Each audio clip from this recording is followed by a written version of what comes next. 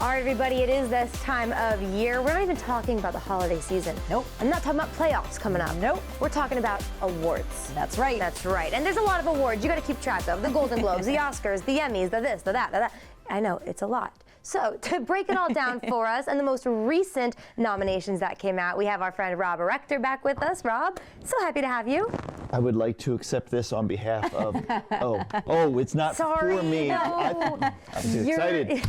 We don't have a Golden Globe for you. We'll work on that. I think we could probably get one. I think so. If we were passing an award out for one of our favorite guests, though, you would be nominated. Very true. Yes. Color me blush. Color me See what blush. we did Thank there? you. That was nice. That was good. Well, something that has been the talk recently is the Golden Globe nominations that came out. I know myself looking at the list, I feel like it's all over the place. You have these dark movies and Barbie and everything mixed all together. So just break it down for us. First of all, Yes. What are the Golden Globes? So it is Barbenheimer all over again, just to put that to rest. So yes, we're not done with that yet. Nope. But yeah, the Golden Globes is a little bit of a hiatus. They are back now. They didn't air last year. They've kind of revamped it. They've made a few tweaks and changes, and hopefully it's on a new it's on CBS. It used to be hosted on NBC, and a little bit of a different, wider categories. So they are hoping to kind of put some of the past controversies behind them and move ahead. And it really is the kind of the barometer for the awards season, as it were. So a lot of the other film critics associations will be releasing their top 10s coming up. But this is kind of seen to be the purveyor of what the Oscars could look like. Sure. Okay, that makes sense. So it just sets the bar, and then you expect it to ramp up until this airs January 8th, and then Oscars. So this will air before even the Oscars are announced. Right. Oh, So, wow, okay. Yeah. That's a big deal. So do you have any movies that you've seen, or I guess I should say actors as well, because there's all the different categories. Yeah. Just kind of starting off, are there any that you think, yes, they need to be on there, but also that you think, why was this nominated? So there are a few of them that are on here that I think are deserved for one reason or another. Sure. Some omissions, and there are some more than anything, and we'll get into it, but the categorization of them, I'm perplexed as to how they ended up in that particular area. Gotcha. Okay. So we'll leave that there until we get to the specific categories, but it's a pretty safe bet. I mean, you can all the class photo, all the students showed up to the class photo. Gotcha. So That's a nice way of saying it. Yes, exactly. Okay. What movies have you seen recently that you are happy are on the list that you think deserve to be on that list? I know we were talking about some of the ones that just came out. Right. So Killers of the Flower Moon, Martin Scorsese's latest. It was definitely deserved of the awards that it received. I'm excited to see who lands actual the awards out of that one. And then Barbie and Oppenheimer, we've talked about that before. Yes. I think both of them do deserve to be on this list as well, too. I just recently saw Poor Things with Emma Stone. I think that is deserved. There are several other, Anatomy of a Fall. These are smaller films, but I think that it's going to help them to push them out and to market them to a larger audience, because we have several foreign language films that probably would have gone unseen, and now at least get that little promotional push by being nominated in one of the categories that they have. So I guess maybe we should dive into some of those categories. Yeah, some of the ones that are sure. confusing, maybe where some of these films ended up. Yeah. I would say the one addition to the list this year is a special one called Cinematic Achievement, I think it is, or Cinematic and Box Office Achievement. Ah. Isn't that just like a numbers? Most popular. Right. So that's exactly what I think. Like, you think of that meme that you see with John Hamm from Mad Men saying, that's what we pay you for. Yeah. Like, that's what box office is about. Like, so the cutoff, and it's this real kind of obscure wording to it, but it says that it has to be over 150 million that it made in the box office, 100 million has to come from the United States, and it has to have some sort of artistic merit from their own judging committee. I mean, it's just this real kind of obtuse language. So, it is one of these where it is a popularity contest, and you you know who's going to be there just based on their box office returns. So I think this one is there to definitely fill seats and to try to lure in the celebrities so that they can raise the stakes in the when they air it.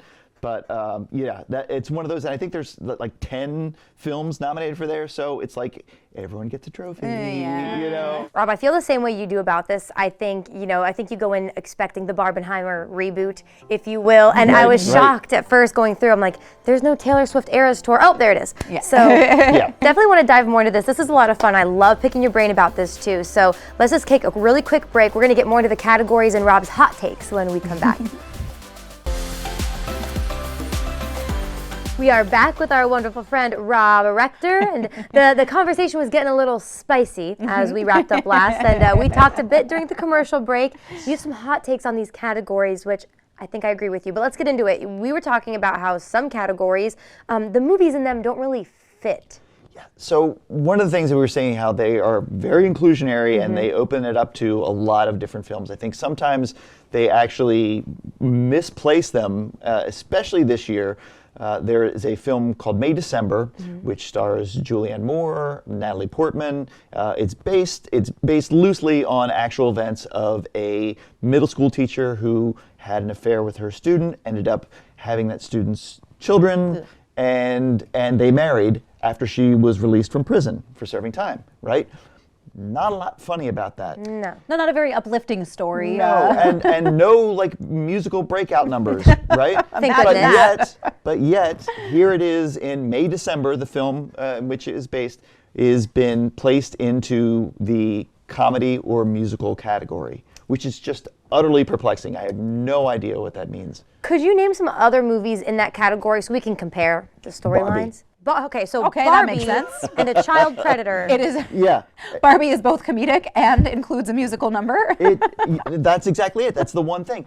But here's another thing. We have a film this year that's going to be released that is a flat-out musical. Yes. It is based on Color Purple, the musical on Broadway. Yep. And that was completely left out of the category altogether. Now, there's a couple nods here and there for some of the actresses, Fantasia Barrino, but by and large, it is overlooked altogether in there. And yet, May December ends up in comedy. Why do you think it wasn't in the drama category? I think maybe they had too many that they had in there, so maybe they pushed something over because they wanted to make sure that they had, because it's a powerhouse. You've got Natalie Portman and Julianne Moore, two stalwarts of cinema, and it's a chance to still get them into the audience. Animation is another one too. They left out Teenage Mutant Ninja Turtles Mutant Mayhem, which I know it sounds like, why would that be on there? That one did really well. Everything I heard, that people who saw the Ninja Turtles loved it. It was really well written. It was really well done,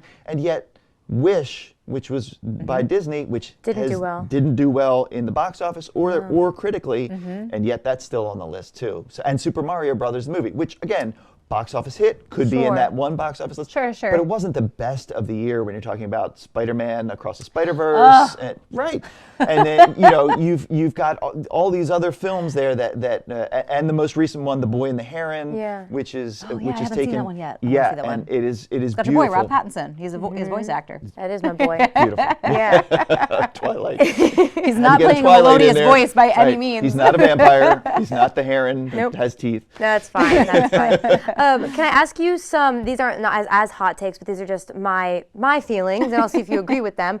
Ryan Gosling, nominated for one of the best actors. Do you agree for Barbie? Do you agree or do you disagree? No, I agree. Okay. I think he is deserved in there, and I think there's a good solid group in that category. So even if it is Ryan Gosling who takes it in there, I wouldn't be disappointed by any of the entrants they have in that. The only thing, again, talking about Golden Globes, the only thing that I feel was missing was America Ferrera was not nominated, and she gave perhaps one of the big monologue, the best parts of that film, delivering that iconic monologue in there, and she was left out altogether. Doing our girl America dirty. I know. So again, that was another overlook, I think. But that said, it still should be entertaining to see exactly how they come back in their new stage in this new form and see if they things right. We'll see. Yeah, that's right. Well, I could pick your brain all day, Rob. Thank you so much for coming in. I wish we could go through every single nomination if we had time, but we'll just have you back here. Sounds good. When we find out about the winners. Awesome. Do it. All right, you guys, we have more Coast Life to get to. I hope you had fun with Rob today. Let us know your hot takes on the Golden Globe nominations. You can do that right now. We'll take a break and be right back.